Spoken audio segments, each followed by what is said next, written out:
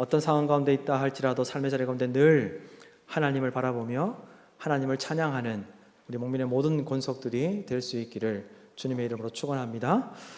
우리는 이 땅에 발을 딛고 살지만 우리 주 예수 그리스도를 믿는 그 신앙 양심에 따라 하나님의 방식이 아닌 것에 저항하며 살아야 하는 하나님의 사람 그리스도인입니다.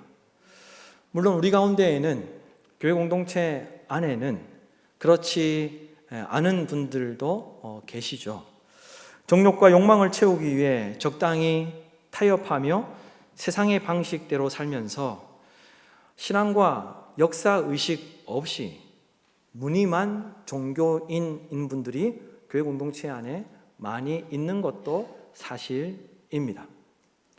그러나 우리가 신앙생활하면서 반드시 기억하고 온전히 믿어야 할 것은 우리가 이 땅 가운데 발을 딛고 살지만 세상의 방식으로 살지 아니하고 믿음으로 살아내고자 애쓸 때에, 그리고 믿음으로 살아내고자 좁은 길을 가며 믿음의 그 선한 싸움을 싸우며 끝까지 신앙을 지키기 위해서 몸부림칠 때 하나님께서 상황과 환경을 바꾸어 주실 것이라는 그런 믿음을 가지고 살아가는 것이 중요하다는 겁니다.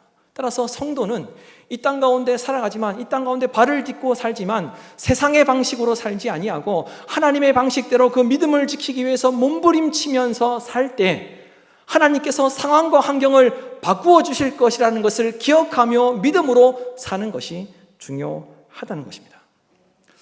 오늘 말씀은 바벨론 포로 생활을 하던 남유다 백성들이 바벨론이 멸망하고 바사제국이 모든 것을 통치할 때 고레스 왕 때부터 이 남유다 백성들이 예루살렘으로 돌아오기 시작하면서 성전을 재건할 때 내용을 기록하고 있는 말씀입니다. 성전을 재건할 당시 남유다 백성들은 바사제국의 통치를 받고 있었습니다. 그래서 바사제국에서 보낸 총독 스룹바벨의 관리와 지도 아래 그 성전 재건이 진행되고 있었던 것이죠. 그래서 예루살렘에 재건된 성전은 바사제국에서 보낸 총독 스룹바벨의 관리와 지도 아래에서 지어졌다고 해서 역사적으로 그 예루살렘에 재건되었던 그 성전을 스룹바벨 성전이라고 부릅니다. 그런데 오늘 말씀해 보면 이 스룹바벨 성전, 예루살렘 지역에 재건되었던 이 스룹바벨 성전은 단순히 돈으로만 지어진 성전이 아니었습니다. 그래서 아주 독특한 역사를 가지고 있는데 우선은 이방인의 주도로, 이방인의 돈으로 이 스룹바벨 성전이 지어졌다는 특징이 있습니다. 그리고 아주 중요하고 흥미로운 특징이 있는데, 예루살렘에 지어진 성전들 가운데 유일하게 파괴되지 않았던 성전이 바로 이 스룹바벨 성전이었다는 것입니다. 다른 성전들은 다 파괴되었는데 이 스룹바벨 성전만 유일하게 파괴되지 않았다는 거예요. 그리고 유일하게 파괴되지 않은 이유가 너무나도 중요하다는 것을 우리가 오늘 말씀을 통해서 확인할 수 있다는 겁니다. 여러분 아시는 대로 이스라엘 역사를 볼 때 이스라엘 역사를 볼 때 이스라엘 역사에 성전이 총 몇 개 있었습니까?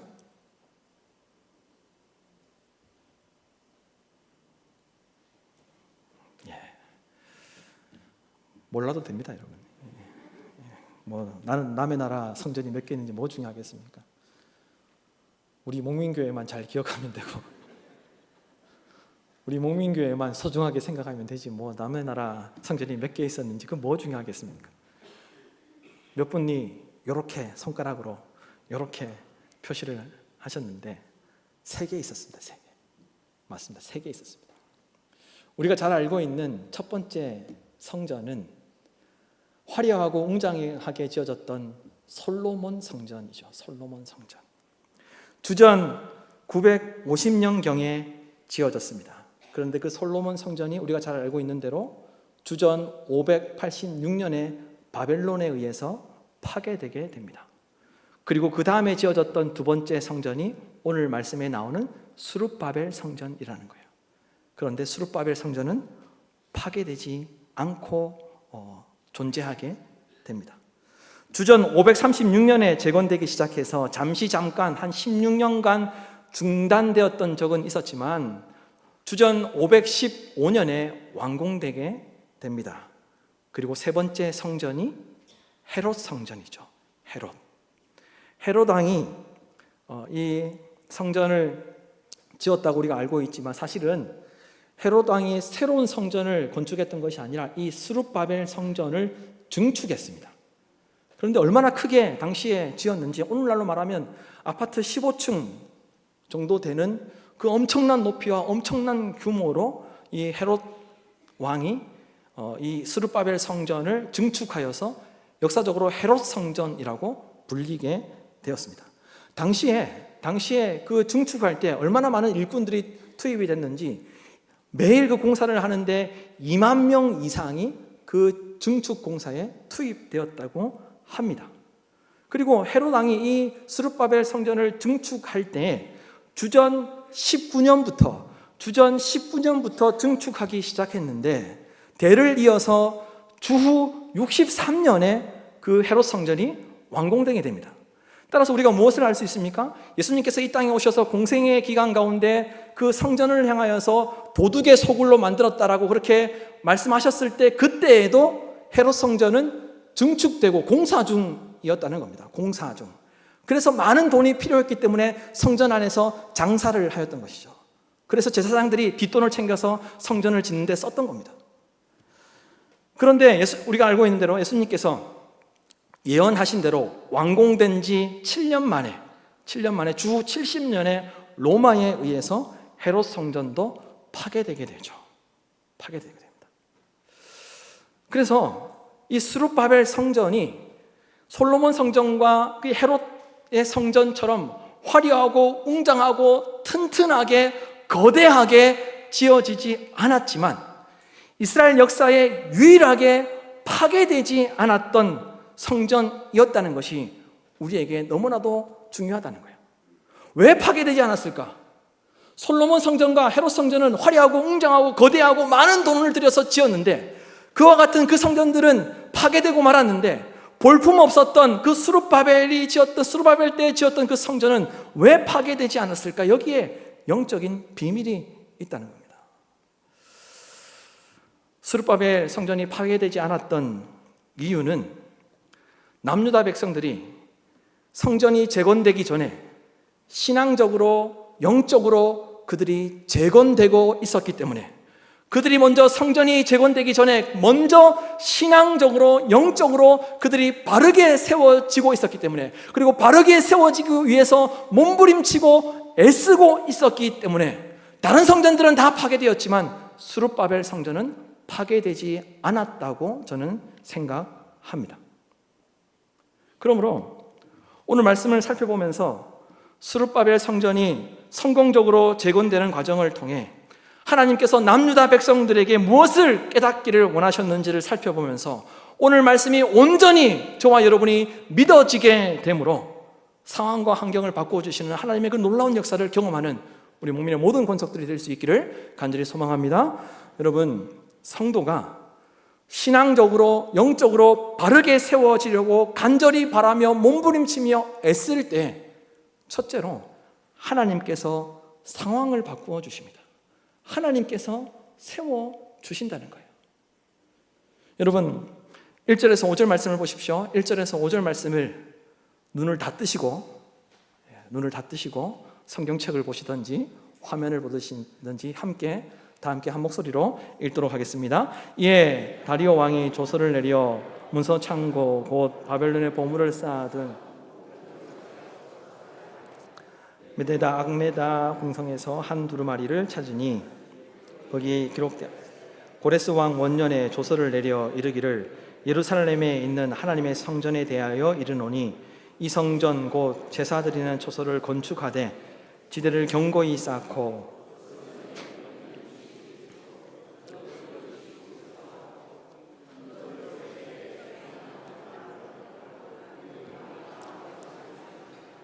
또 느부갓네살이 예루살렘 성전에서 탈취하여 바벨론으로 옮겼던 하나님의 성전 금, 은 그릇들을 돌려보내어 예루살렘 성전에 가져다가 하나님의 성전 안 각기 제자리에 둘지니라 하였더라. 아멘.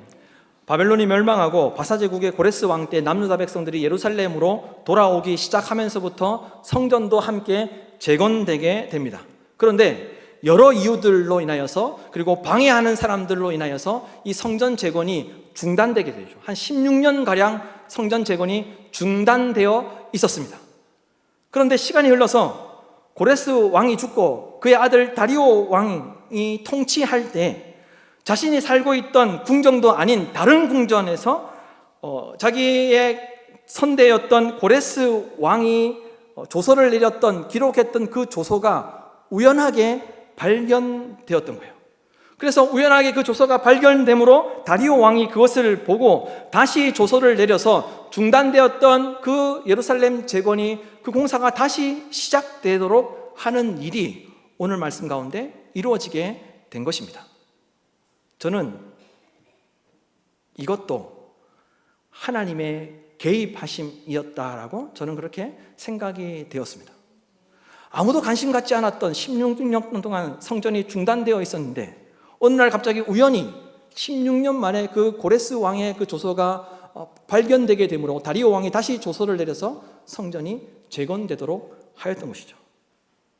제가 이것도 하나님의 개입하심이라고 그렇게 말씀드릴 수 있는 이유는, 왜냐하면 당시 바사제국의 왕궁은 총 4개가 있었습니다. 4개.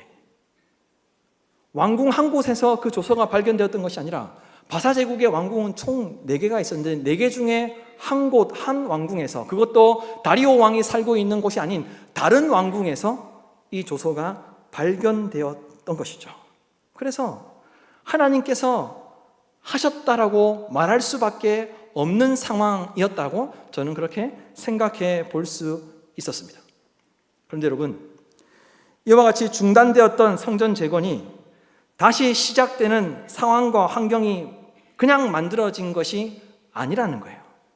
16년 동안 멈추었던 그 성전 재건의 그 중단되었던 그 공사가 그냥 다시 상황과 환경이 바뀌어서 그냥 다시 시작되었던 것이 아니라 남유다 백성들이 영적으로, 신앙적으로 다시 새롭게 하나님을 바라보며 다시 하나님을 경외하며 예루살렘으로 돌아왔을 때 다시 하나님만 예배하고 찬양하는 모습이 그들에게서 나타났기 때문에 하나님께서 그들의 그 신실한 모습, 영적으로 변화된 모습, 영적으로 재건된 모습, 신앙적으로 살아가려고 하는 그 애쓰는 모습을 보시고 하나님께서 16년 동안 중단되었던 그 상황을 바꾸어서, 그 환경을 바꾸어서 하나님께서 놀랍도록 역사하셨기 때문에 그 멈추었던 성전 재건이 다시 시작되게 될 수 있었다는 것입니다.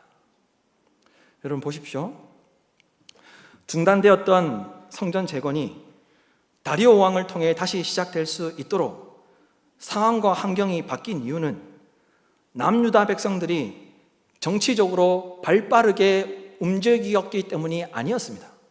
남유다 백성들이 가지고 있는 힘과 경제력과 능력으로 그들이 중단되었던 성전 재건 공사를 다시 시작할 수 있는 것이 아니었습니다. 그들은 자기를 위해서 아무것도 할 수 없었습니다. 성전 공사가 16년 동안 중단될 동안 그 상황과 환경을 자기들이 바꿀 수가 없었습니다. 다만 그들이 할 수 있었던 것은 영적으로, 신앙적으로 재건되기 위해서 다시 하나님을 찾고 다시 하나님을 경배하고 다시 하나님만 섬기는 그 영적인 변화, 그 신앙적인 재건밖에 할 수 없었던 것입니다. 자기 인생을 위해서 자기들이 아무것도 할 수 없었지만 그들이 다만 영적으로, 신앙적으로 바르게 세워지기 위해서 몸부림치고 애쓸 때에 하나님께서 그들의 모습을 보시고 16년 동안 중단되었던 그 상황과 환경을 역전시키셔서 다시 성전을 재건할 수 있도록 모든 것들을 바꾸어 주셨던 것이죠. 다시 하나님만을 예배했기 때문에, 다시 하나님만을 경배했기 때문에 하나님께서 성전 재건 공사가 다시 시작될 수 있도록 문제적인 상황과 환경을 하나님께서 바꾸어 주셨다는 겁니다. 뿐만 아니라 오늘 말씀해 보면 놀랍게도 바벨론으로 옮겨갔던 하나님의 성전 금과 은 그릇도 모두 다 성전이 지어지게 되면 모두 다 제자리로, 원래 자리로 돌아가도록 다리오 왕이 명령하고 있다는 거예요. 이것은 모든 것이 제자리로 돌아가게 된다는 완전한 회복을 하나님께서 말씀하신 것이라는 것입니다. 여러분, 하나님은 영적으로 신앙적으로 바르게 세워지기 위해서 애쓰는 성도들을 위해 하나님께서 일하시며 상황과 환경까지도 바꾸시며 도와주신다는 것을 믿으시기를 바랍니다. 비록 여러분, 나는 연약하고 나는 할 수 없고 우리는 힘이 없어서 할 수 없지만, 힘이 없어서 그 무엇인가에 맞서서 싸울 수 없지만, 나는 연약하고 부족해서 환경과 상황을 바꿀 수 없지만, 내가 그리고 우리가 먼저 영적으로 신앙적으로 회복되고 재건되고 바르게 세워지기 위해서 애쓰며 힘쓸 때 하나님께서 저와 여러분의 그 모습을 보시고 은혜를 베풀어 주셔서 모든 상황과 환경을 하나님께서 바꾸어 주실 줄로 믿습니다. 이와 같은 믿음을 가지고 살아가는 우리 목민의 모든 권속들이 될 수 있기를 간절히 소망합니다. 또한 성도가 신앙적으로 바르게 세워지려고 간절히 바라며 애쓸 때, 둘째로 불가능하다고 생각되는 일도 하나님께서 선하게 바꾸어 주신다는 것입니다. 불가능하게 생각되는, 상상할 수 없는, 기대할 수 없는 그 일도 우리가 하나님 보실 때 하나님 앞에서 온전한 모습으로 신앙적으로 영적으로 먼저 재건되게 되면 하나님께서 모든 것들을 선하게 바꾸어 주신다는 거예요. 여러분, 6절에서 8절 말씀을 보십시오. 6절에서 8절 말씀을 다 함께 한 목소리로 읽도록 하겠습니다. 이제 유브라데 강 건너편,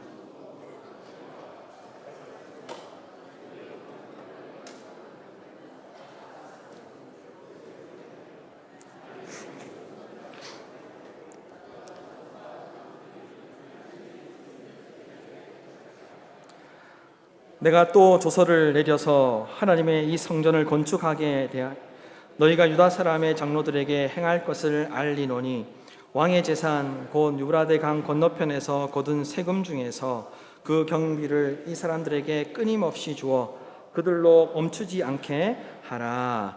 아멘. 고레스 왕의 조서를 확인한 다리오 왕은 별도의 조서를 다시 내립니다. 하나님의 성전을 재건하는 일에 있어서 방해하는 사람들이 없도록, 방해하지 못하도록 명령하였습니다. 그리고 하나님의 성전이 원래의 자리에 재건되도록 하였습니다. 다른 곳에 세우지 말고 원래 그 자리, 솔로몬 성전이 있던 그 자리에 세워져야 한다라고 다리오 왕이 명령을 하였던 것이에요.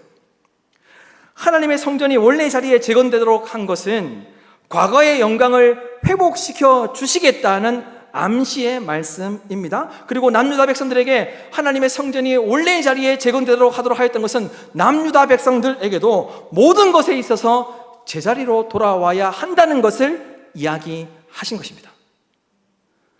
하나님의 성전이 재건될 때 원래의 자리, 솔로몬 성전이 있던 그 자리에 세워지는 것처럼 그렇게 세워져야 하는데, 너희도 하나님의 백성으로서 원래의 자리로 돌아오는 삶을 살아야 한다는 것을 말씀하신 것이죠.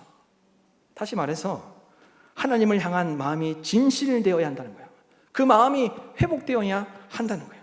그리고 하나님을 경외하는 백성으로서 모든 것이 제자리로 돌아오는 삶을 살아야 한다는 거예요. 그렇게 너희들도 재건되어야 한다. 너희들도 영적으로 신앙적으로 제자리로 돌아오는 삶을 살아야 한다라고 이렇게 말씀을 하셨던 것이죠.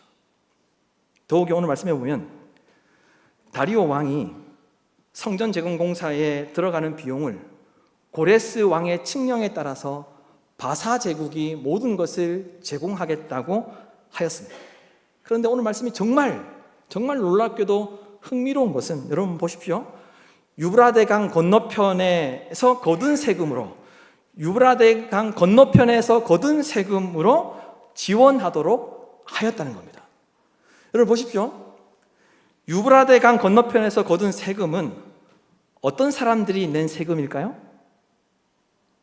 왜 다리오 왕은 다리오 왕이 한 것이 아니라 하나님의 감동을 받아서 다리오 왕이 조서를 내렸는데, 왜 유브라데 강 건너편에서 거둔 세금으로 예루살렘에 지어지는 그 성전이 재건되도록 하셨을까요? 누가 낸 세금일까요?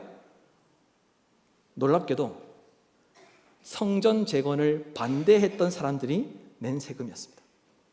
그리고 과거에 당시에 이 유브라데 강 주변으로는 바벨론 사람들이 살고 있었습니다.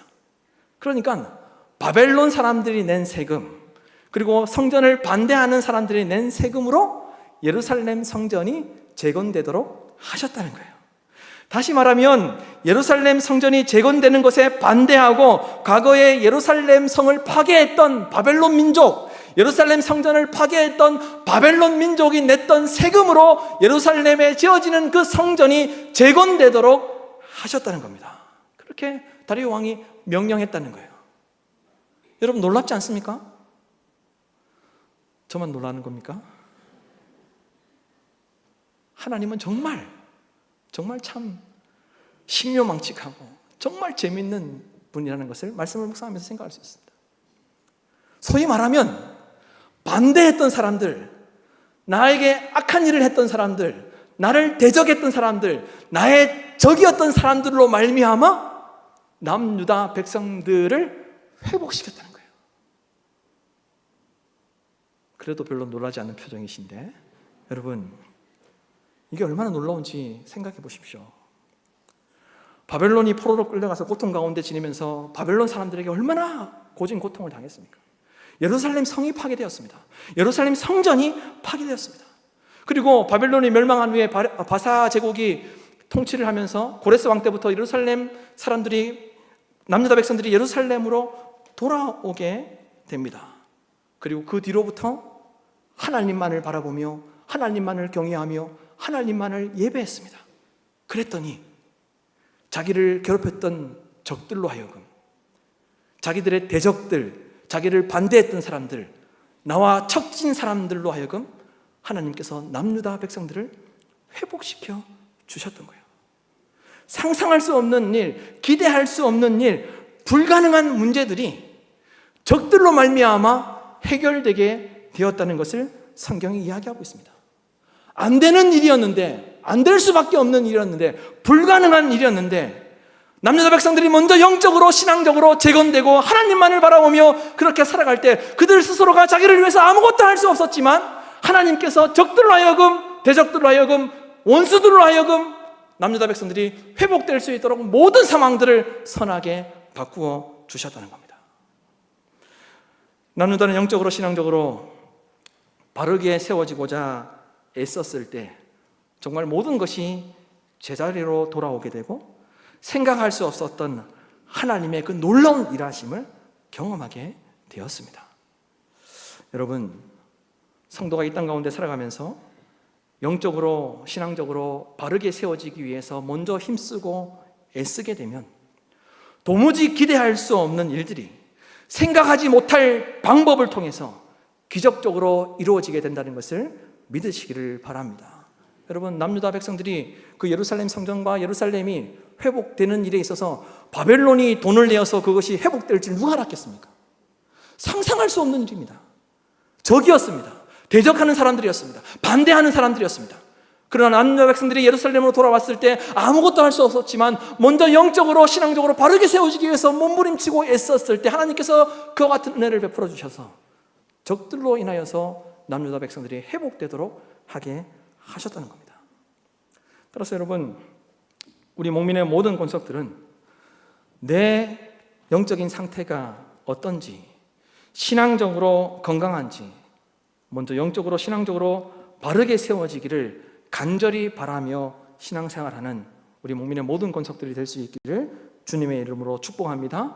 그리하여서 나의 인생의 여정 가운데 기대할 수 없고 상상할 수 없는 일들을 행하시는 하나님의 그 놀라운 역사를 경험하는 우리 목민의 모든 권속들이 될 수 있기를 주님의 이름으로 축원합니다. 여러분, 그러므로 상황과 환경을 바꾸어 주시는 하나님을 경험하기 위해서 이 땅 가운데 살아가는 성도에게 가장 중요한 것은 하나님과의 관계가 회복되는 것입니다. 하나님과의 관계가 회복되는 거예요.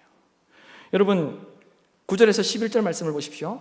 9절에서 11절 말씀을 다 함께 한 목소리로 읽도록 하겠습니다. 또 그들이 필요로 하는 것 곧 하늘에 하나님께 드릴 번제의 수송아지와 순양과 어린 양과 또 밀과 소금과 포도주와 기름을 예루살렘 제사장의 요구대로 어김없이 날마다 주어 그들이 하늘의 하나님께 향기로운 제물을 드려 왕과 왕자들의 생명을 위하여 기도하게 하라.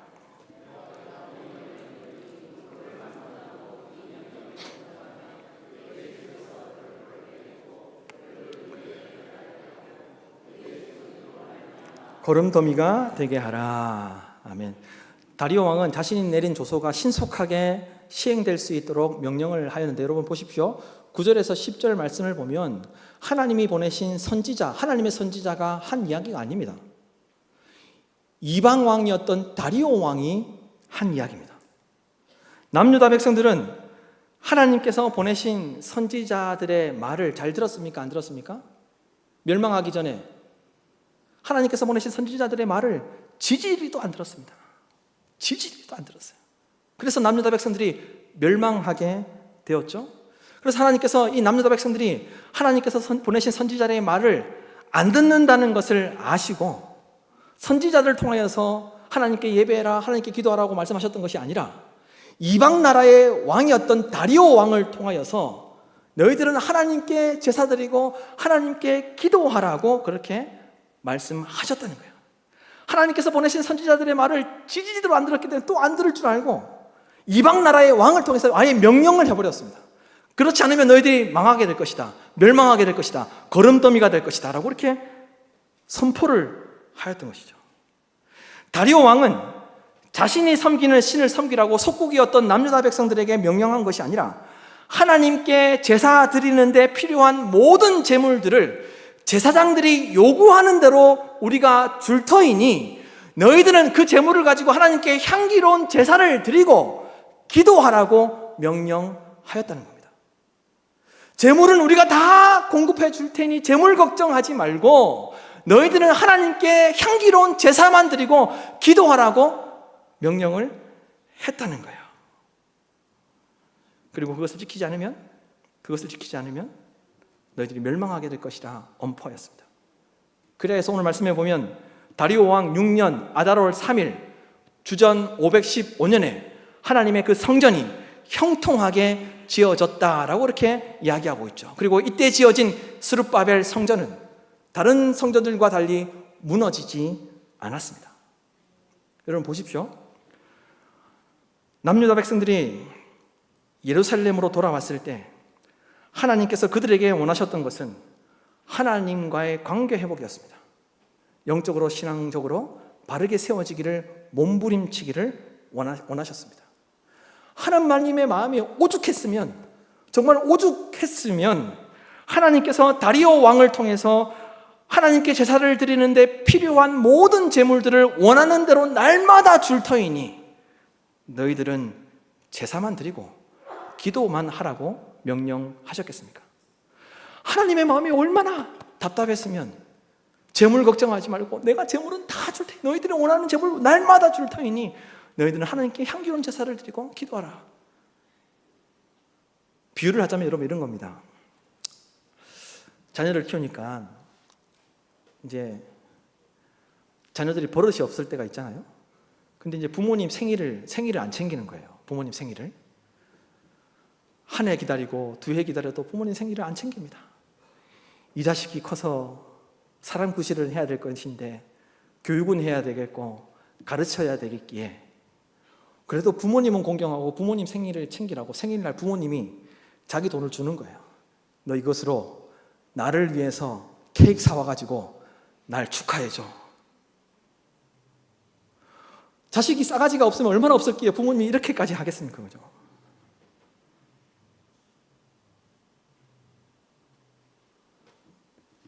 하나님께서 다리오 왕의 마음을 감동 주셔서 하나님을 제사하는 일에 필요한 제물들은 내가 다 제공해 줄 테니 너희들은 하나님께 그 제물을 향기로 드려 제사를 드리고 기도하라고 했던 그 하나님의 마음이 하나님께서 무엇을 원하시는지 오늘 우리에게도 동일하게 말씀하신다고 저는 믿습니다.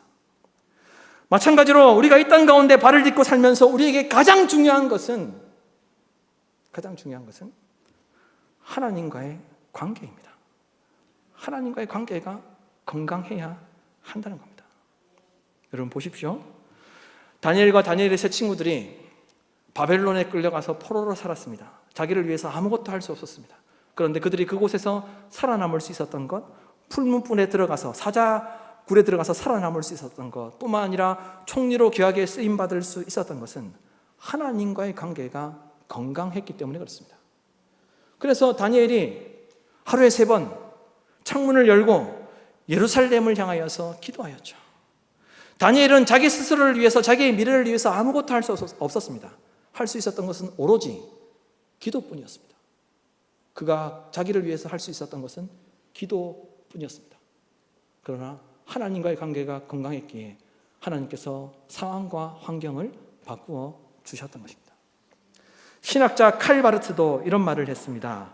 기도하기 위해 두 손을 모으는 행위야말로 무질서한 세상을 바로잡기 위해 일어서는 출발점이다. 기도하기 위해 두 손을 모으는 행위야말로 무질서한 세상을 바로잡기 위해 일어서는 출발점이다. 상황과 환경을 바꾸는 데 있어서 하나님의 관계가 중요하고 그를 위해서 예배드리고 기도하는 것이 중요하다는 것을 이야기하고 있는 것이죠. 여러분, 하나님과의 건강한 관계를 지키기 위해 예배드리고 기도하는 것이 인생을 살아가는 데 가장 강력한 힘이 될 줄로 믿습니다. 따라서 하나님과의 건강한 관계를 지키기 위해 힘쓰고 애쓸 때 하나님만을 바라보며 하나님을 경외하며 경배함으로 예배드리며 기도의 삶을 살고자 몸부림치고 애쓰며 하나님의 백성으로 살고자 할 때 세상에 속하여 살지만 내 눈에 보이는 것 아무것도 없지만 하나님은 하나님의 방식대로 저와 여러분을 위해서 일하실 줄로 믿습니다. 뿐만 아니라 상황과 환경도 우리가 영적으로 신앙적으로 먼저 바르게 세워지면 하나님께서 바꾸어 주실 줄로 믿습니다. 이와 같은 믿음을 가지고 살아가는 우리 목민의 모든 권속들이 될 수 있기를 간절히 소망합니다.